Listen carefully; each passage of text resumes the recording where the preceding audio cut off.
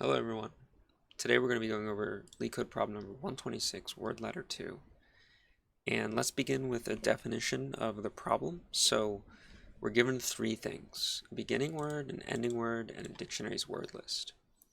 And we're asked to transform the beginning word into the ending word under two conditions. One, we can only change one letter.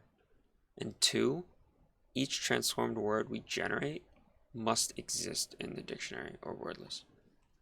So basically the first sort of intuition or thought you should have is, okay, I'm dealing with a graph. I need to construct a graph and I need to walk through this graph, right? So, given the example here, we have some word list here and we start at hit and we end at cog. So we walk sort of this graph that we build from this, and we discover that there's two paths here. There's a few stipulations. All of the words are lowercase letters, there's no duplicates, and the beginning and end word are non-empty and not the same. So we're dealing with an alphabet of size 26, so let's just move forward into sort of how we can think about this problem. So as I was saying, we're going to construct a graph, and this graph is going to have connected components based on if it's distance 1 apart from each other. So for example, this string is hot right here. It's of distance 1 to hit, and make this maybe a little less confusing, and hit is distance 1 to sit. Okay, hot is not distance 1 to sit because we'd have to change the first index and the second index. The h is not equal s and the I does not equal.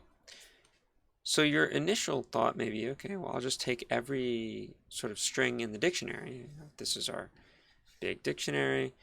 I'll just take every string here and check every other string and see if it's of distance 1. And if it is, I'll connect them. So we'll start at string 1 and we'll look at string 2. Is that of distance 1? No. Okay.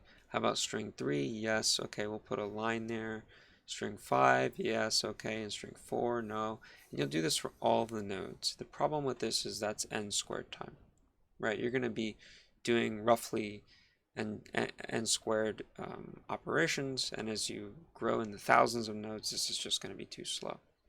So we can exploit sort of two main sort of logic bits to this. The first thing we're going to do is we're just going to grapple onto the fact that we're dealing with a constant sized alphabet. Okay, whenever you're given an alphabet that is of a certain size, in general, that's always going to asymptotically beat things that are perhaps infinite in size, like our dictionary size. So what we can do is we can actually just enumerate through every character in the alphabet and replace our strings in the dictionary and connect components if the replaced word is also a component in the dictionary. For example, let's replace the first character with an A. Is AOT a word? Let's assume not. It's not in the dictionary. We don't add it in. Is BOT a word? Bot. It is. So we add in bot and we connect hot and bot. Is cot, C-O-T, a word? It is. It's a bed. A cot is a little bed. And you can construct a thing like this. And is hit a word? It is. Okay, we connect it when we reach replacing the second character with an I, right? And so we go through and we're adding in nodes real time based on replacing characters in the string that we're currently looking at. And we do this for all strings in the dictionary. So this S1, S2 will do this same thing, and S3 will do the same thing as well. So you may ask the question, why didn't we connect hit to hat? When we added in hit to hat, why didn't we connect these two when we added them in? And the sort of simple explanation for that is we will eventually add it in. As we enumerate through this dictionary, we will eventually get to the string hit, and we will eventually get to the string hat as well. And then we will connect sort of those two components. And the reason why this is faster, we can just do a quick big O analysis. It's going to be of size 26, right?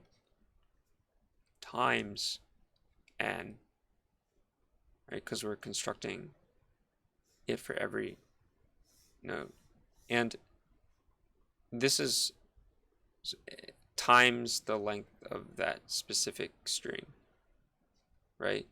Like, so this is like, this isn't, it's 26. The reason why it is 26 characters, lowercase characters, times size of the string times the number of strings in the dictionary. So for smaller strings, like 3, and s here is going to be the same, right? Because we're told all of the strings are the same size. So so if we're dealing with strings of size 3, it's going to be 26 times 3 times n instead of n squared. And for large n, right, this is going to be much, much, much faster than n squared. Why does this algorithm work? Why does BFS work? The main idea is if we can walk through the undirected graph, we will reach our ending node in the shortest number of steps, given that our edges are all the same length, right? That's just a fact about BFS. So whenever you're dealing with undirected graphs and unweighted graphs, BFS is pretty much your go-to, in my opinion, for computing shortest path or shortest paths, right? We need to remember that we need to return all of the shortest paths. So not only do we need to return a shortest path, we need to return them all. So we can actually do this in 2 ways. You can run BFS from the starting node and the ending node, so the ending word and the starting word, and then at the same time, and you iterate sort of alternately. If you move forward once from S and then move forward once from E, the second you reach some subset of nodes that are in common, you know that you've discovered all of the shortest paths possible. For example, if, let's say this was a third node, if we erase some of this, actually no, I'll just redraw it. If this was a third node, so we would iterate by 1, so then we'd be sitting here on S. So let me change the color. So we iterate by 1, so the teal is the first iteration of S, and then the, let's say, purple is the first iteration of E. You can see we've discovered a subset, right? We've discovered a subset of nodes that are in common. So this algorithm will work. There's also another algorithm you could do, which is also BFS. You can actually just run BFS from one node, the starting node, and remember the parents. So when you run BFS all the way, the second you reach the ending node here, if you store a sort of parent or parent hash, you can walk backwards once you reach this ending node. So once you reach the ending node, you say, okay, I got here, but how many paths got me here, right? Because you're going to discover this ending node, but you need to know all of the paths that got you there. So that's sort of 2 ways to do it. I think that this way is actually a little bit more intuitive. I implemented this way. I'll briefly show my code. This is all on GitHub. I'll put a GitHub link in in the description, and you can look at it there. You know, the main algorithm sort of here, run BFS, run backwards, after we construct our graph with this sort of character iteration for every word in the list. So hope to see you in the next video, and thanks for watching.